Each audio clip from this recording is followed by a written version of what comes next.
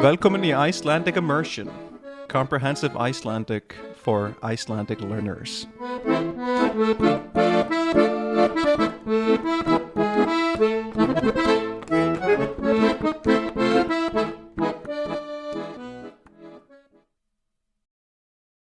Góðan dag og vertu velkomin í þátt númer 46 af þessu hlaðvarpi. Í dag datt mér í hug að, það er nefnilega kannski akkurat málið. Að mér tekst ekki að detta neitt í rauninni í hug til að tala um.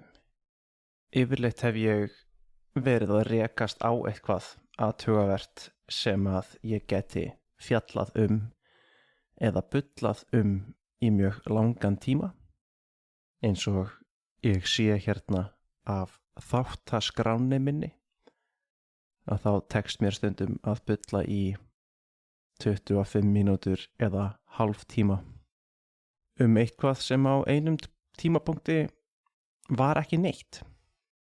En núna á ég eitthvað erfiðara með að finna upp á því hvað væri hægt að benda á sem að ég vildi endilega taka fyrir sem einhvers konar viðfangsefni sem að mér finnst skipta máli að þú, kæri hlustandi, fáir að vita af.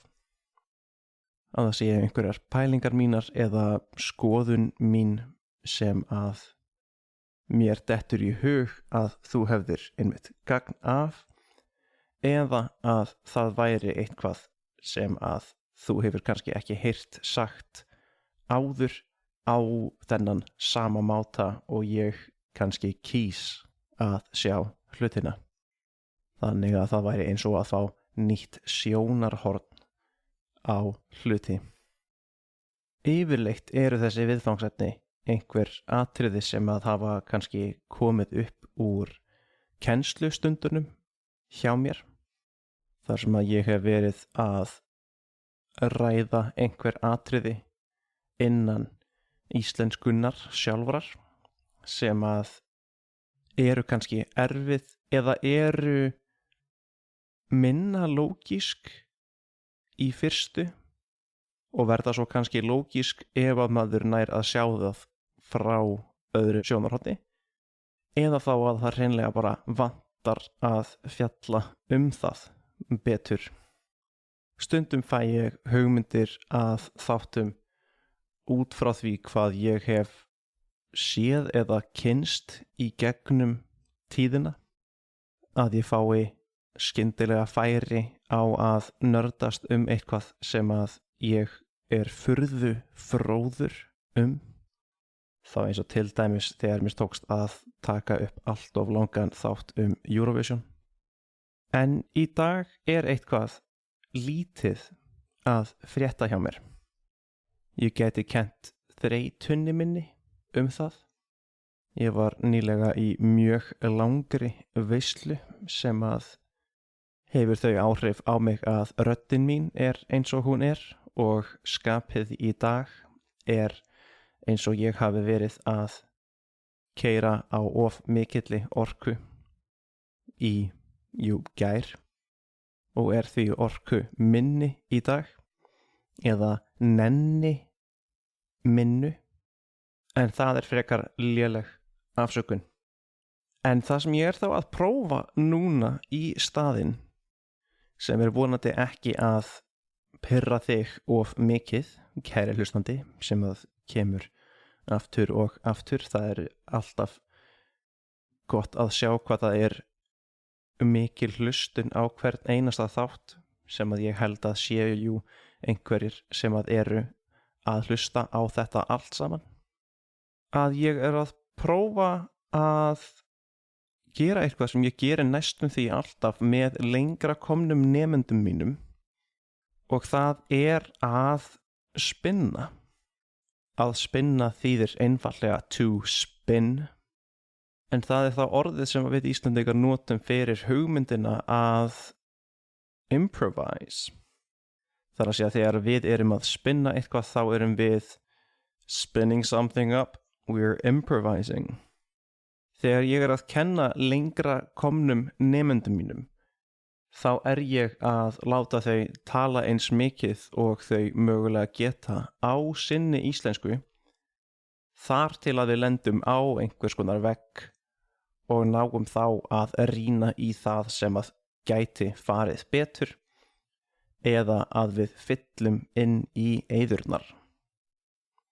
Hvar vantaði orð, hvar vantaði skilning á einhverjum beygingum, hvar vantaði pælingar setningar, myndun eða orðaröðun og svo framvegis eftir því. Það mjög sjaldan yfirlýst markmið okkar að núna ætlum við að fara í gegnum þennan orðaforða eða eitthvað því líkt. Það frekar að við náum að einmitt fylla í þær eyður sem koma þegar þær koma. Því það yfirleitt að þegar að við rekumst á einhver svona göt eða eyður, að þá skýringin yfirleitt frekar, ekki langsótt, en hún frekar stór, hún geti verið viðamikil og hún geti farið nokkuð langt, hún geti verið nokkuð djúp. Þetta það sem að á ensku myndi kallast rabbit hole, sem þá vísun í Lísu í Undralandi, reference to Alice in Wonderland. Og þar oft hægt að staldra lengi við. Til dæmis ég núna búin að lenda á einu viðfangsefni sem að mér dettur í hug á meðan ég búin að vera að tala við þig, við sjálfan mig. Þessi hlaðvörp og þetta talform, þetta einhliða samtal ágætlega skrítið fyrirbæri. Allavega. Ég sagði orðið að nenna. Að nenna áhugavert fyrirbrigði. Það ekki að vera óhæfur til að gera eitthvað, en það að hafa það litla orku og það lítinn vilja til þess að geta ætlað sér að gera eitthvað. Þetta einhvers konar örorku lýsing. Þetta orð finnst í öðrum málum. Þetta finnst til dæmis í dönsku og þá öðrum Norðurlandamálum. At gíðu heitir þetta þá á dönsku. En það ekki til stakt orð fyrir þetta á ensku. Hormóna útsprengdur unglingur í bandarískum bíómyndum gæti sagt eitthvað eins og I don't wanna við einhverju sem að honum sagt að gera. En það að vilja gera eitthvað ekki alveg það sama og að nenna að gera eitthvað. Eða kannski betra að tala að vilja ekki gera eitthvað ekki það sama og að nenna ekki að gera það eitthvað. Þetta einhvers konar tjáning að vera of sama þennan hlut að maður vill ekki gera hann kannski núna. Ég veit að ég þarf að gera einhver hlut en eins og ástandið á mér núna þá vil ég ekki gera þennan hlut.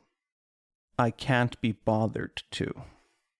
Mögulega besta þýðingin á þessu orði, en hún samt gölluð því hún nægir ekki að fanga þessa hugmynd eins.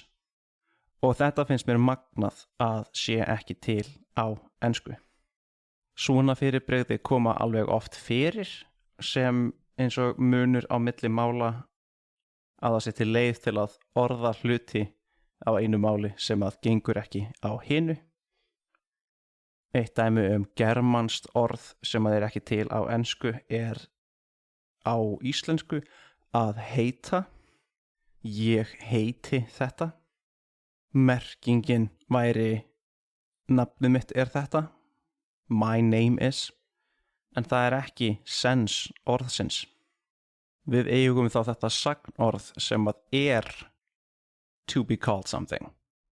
Að heita á íslensku. At hill á dönsku og heißen á þýsku. Þetta er allt sama orð sem er ekki til á ensku. Þetta gengur að sjálfsögðu í báðar áttir og ég hef fjallað þetta áður í ýmsum þáttum.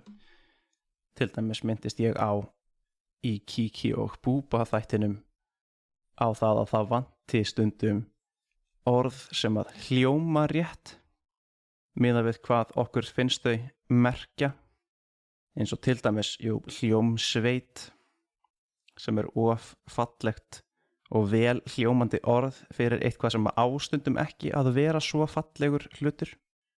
Því það eru sumar hljómsveitir sem að gera það viljandi að vera eins lítil hljómsveit og hægt er. Til dæmis er til mikið af svartmálmstónlist sem að á að hljóma eins djöfullega ómstríð og hægt er, devilishly dissonant as possible. Og svo bara fyrir 2 vikum síðan þá var ég náttúrulega með einn heilan þátt það að make a sense sem að hefur ekki náð að komast í góð orð á íslenskunni ennþá.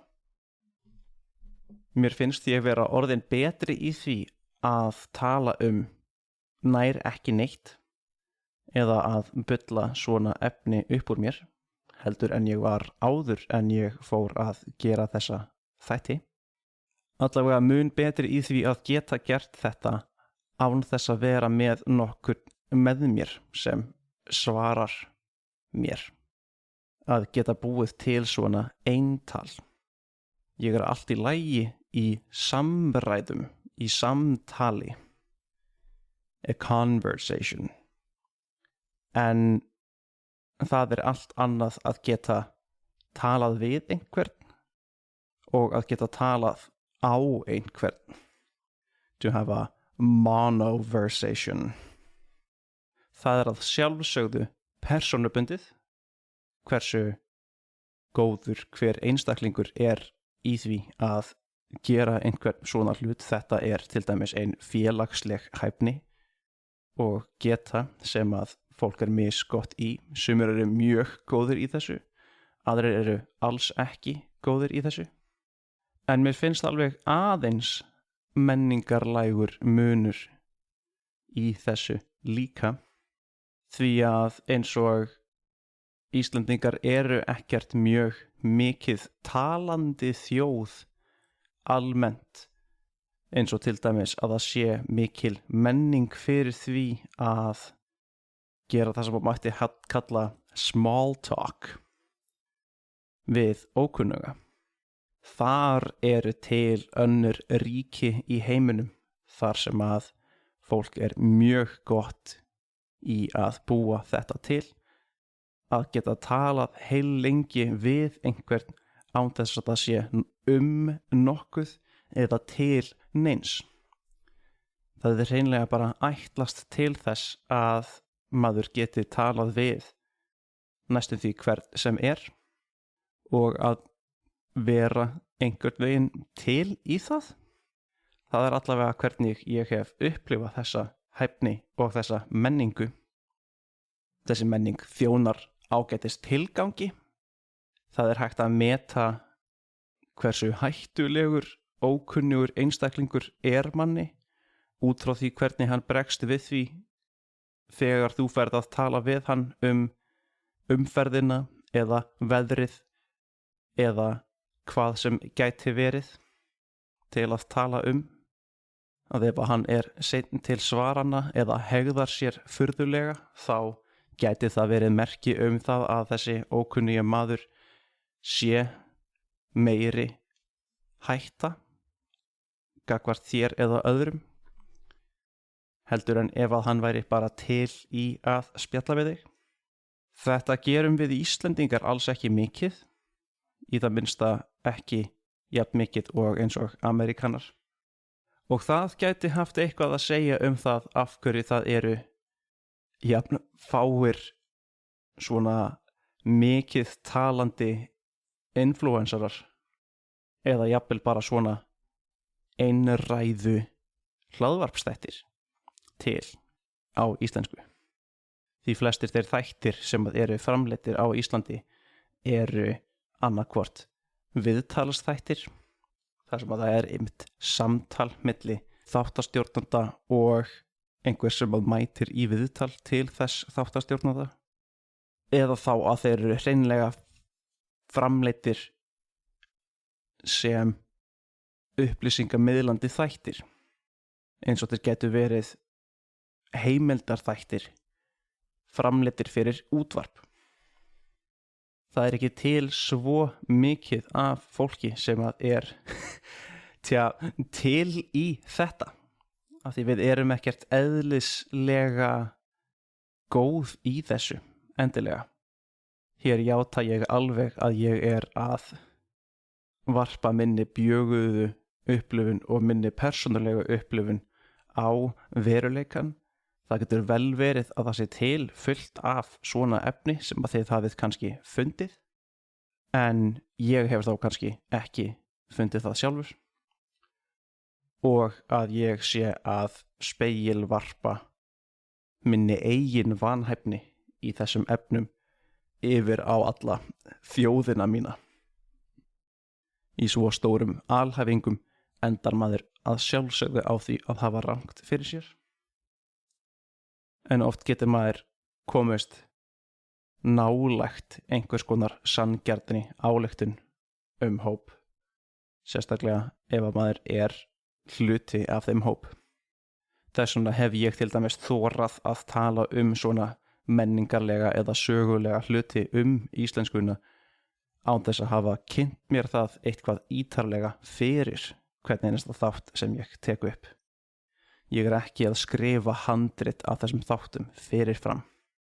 Ég þori þessu því að ég hef lifað þessu lífi og lifað innan þessa samfélags jafn lengi og ég hef gert, þannig að ég kemst yfir þessa þekkingu eða næ að mynda þessar upplýstu skoðanir mínar.